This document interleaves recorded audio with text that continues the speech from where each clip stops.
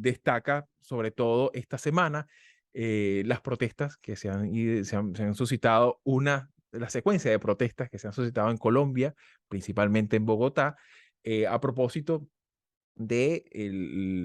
digamos, de los 600, digamos, los primeros 6 meses de Gustavo Petro, una gestión que, como era de esperarse, no tan solo por los maximalismos que se planteaban en la propia campaña, sino también por el contexto político en el que este liderazgo de izquierda irrumpe con fuerza electoral. eh, era de suponerse de alguna manera cierto clima de contestación. Ciertamente hay que destacar también que fueron protestas muy pacíficas, a pesar de ciertas escaramuzas, pues se dio en un clima de donde afortunadamente no se saldaron importantes episodios de violencia. Sin embargo, es llamativo que esta primera, digamos, dinámica de protestas se realizan también en un momento muy, muy específico en el cual tenemos que hacer un poco un balance, ¿no? De esta gestión. ¿Cómo lo ves tú, Manolo, estos primeros 6 meses en los que ha habido una importante agenda legislativa en materia de seguridad social, en materia de salud, en materia también fiscal y también en materia energética? Ha habido cosas que ciertamente trastocan muchos aspectos neurálgicos y me gustaría un poco tu apreciación de balance de estos primeros 6 meses. Mira, Xavi, y yo tengo un balance muy positivo de lo que ha pasado en Colombia en estos 6 meses, habida cuenta de dónde se viene, ¿no? Y del hecho que todos hemos subrayado siempre que se trata del primer presidente claramente vinculado a la izquierda, o si se quiere, al centro izquierda, en la historia de Colombia. Esto en primer lugar. En segundo lugar, es un presidente que tiene una experiencia política, que viene de ser alcalde, que viene de ser senador. En tercer lugar, un presidente que ha tenido la habilidad de trenzar un gabinete muy variopinto, ¿no? Con sensibilidades muy distintas y demás, y como tú muy bien has señalado, que eso se ha reflejado en una legislación aprobada de manera razonable. Y un presidente, para finalizar, con un discurso, si se quiere, con un relato basado en la paz total. Signifique lo que esto significa, ¿no? Pero de alguna manera, digamos, un mensaje de mirar hacia el futuro. Ahora bien, esto precisamente cuando se están cumpliendo 6 meses, yo creo que se estropea con esta convocatoria a la marcha, ¿no? O sea, yo creo que la pulsión del balcón, que es una pulsión muy típica de cierto tipo de políticos, era una pulsión muy desconocida en Colombia, ¿no? Por lo menos en los últimos lustros, ¿no? Y esa foto de Petro y su familia en el balcón del Palacio de Nariño, ¿no? Digamos, además acompañada de esa idea de que el presidente de Colombia invita a su pueblo a levantarse, pues me parece sinceramente desafortunada. O sea, yo creo que no se trata de ganar la calle. Aquí hubo un ministro hace muchísimos años que hizo famosa, digo aquí en España, una frase de la calle es mía, ¿no? La calle no es de nadie, la calle es de todos. Y no se puede apropiar nadie de la calle, ¿no? De ese espacio público yo creo que es sagrado, ¿no? Entonces, eso me ha parecido, ya digo, me parece fatal y claro, porque además tiene inmediatamente su respuesta desde la oposición de, bueno, pues ahora vamos a llenar nosotros las calles, ¿no? Y entonces se termina convirtiendo en una pelea de números, de cifras, de decir cuántos tuvimos nosotros y cuántos nosotros. No, miren, esto no va de llenar la calle. Esto va de hacer políticas sensatas, de hacer políticas con acuerdos sólidos, que busquen el beneficio de la mayoría, pero no demostrar ningún tipo de fuerza. Salvo, claro, como se dice, ¿no?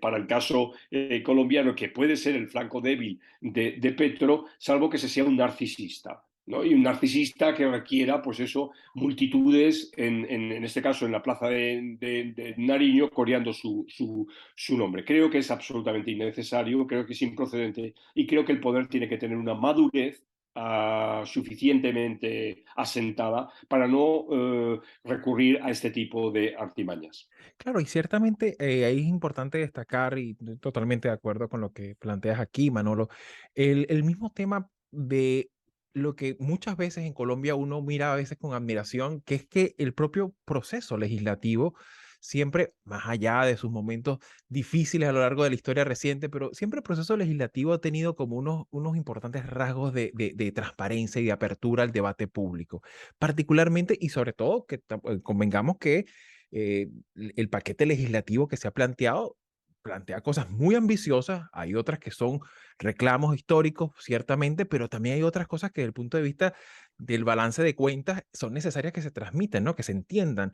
Y esta interlocución con la sociedad no ha sido tan abierta y sobre todo no se ha explicado bien los cómo llevar a cabo este tema de, bueno, ampliar derechos sociales y todo esto, pero con el correlato de que, bueno, también estamos buscando, Petro en esta misma gestión busca cerrar o por lo menos no crecer en términos de exploración petrolera u otras inversiones en materia petrolera, considerando el porcentaje, el peso que tiene el ámbito petrolero en los últimos años para la fiscalidad colombiana.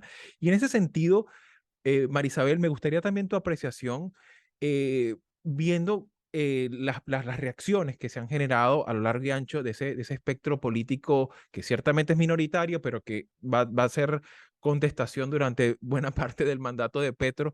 ¿Cómo has visto digamos, cuáles son, digamos, los elementos más importantes de críticas que se le han planteado a estos primeros 6 meses, que de alguna manera pues marca un poco la tendencia de este nuevo gobierno de Gustavo Petro? A mí me pareció interesante que dentro de su mismo gabinete había críticas hacia la propuesta de reforma de salud, que es, vamos a decirlo, medular ahí, pero que lamentablemente, como dice Manolo, él mismo, no que se buscó el problema, pero sí convocó a la gente porque él estaba buscando apoyo, pero también de alguna forma estimuló que hubiese una movilización opositora, que si bien uno de los rasgos que observé de las opiniones recogidas es que eso no tuvo un líder que los convocara, ellos salieron en respuesta, ¿no?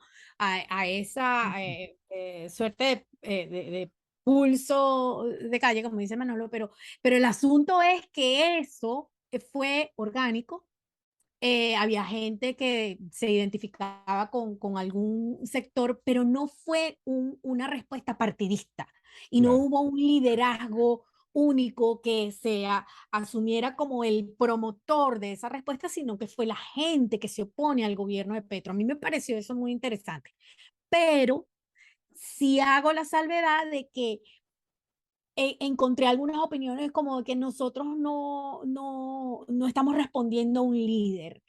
Nosotros somos la voz de un sector de la población que está descontento con este gobierno, pero que tampoco tiene a alguien que los esté organizando. A mí me parece que eso puede ser positivo, pero un discurso antipartido en este momento en Ujú. Colombia me parece que es peligroso porque hay un deterioro de la representación y sí, de ese posicionamiento político frente a un gobierno que es novedoso, porque ahora a Petro le toca actuar no ya como un opositor. Y Claro. ahí es donde está digo yo, la ventaja de que él tiene disidencia en su propio, o bueno, no disidencia, pero Sí.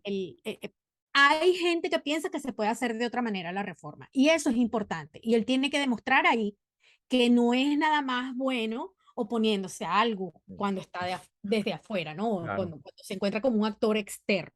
Y es Ahora le allí, toca tomar decisiones. claro, ¿no? Y es allí también es importante destacar, muy bien como estás señalando, Marisabel, que esa calidad también de la interlocución tiene que estar cifrada en explicaciones, no de clichés, sino llevada un poco más al plano de la práctica y en la que también se puede incorporar ese sentido de duda natural que puede existir cuando se quiere trastocar y hacer ver, por ejemplo, esa enemistad que uno ve con el empresariado, esa enemistad que uno ve a veces con determinados sectores productivos que también forman parte de la Colombia profunda, ¿no? Entonces, claro, eso va a demandar mucha altura de miras de cara a los próximos años y sobre todo considerando que los planteamientos que se han hecho en su campaña, o sea, no puedes apelar siempre a una retórica, una narrativa de campaña, ¿no? O sea, ya es y ahora tienen que entender que es una narrativa de gestión, que es totalmente diferente en muchos aspectos, ¿no?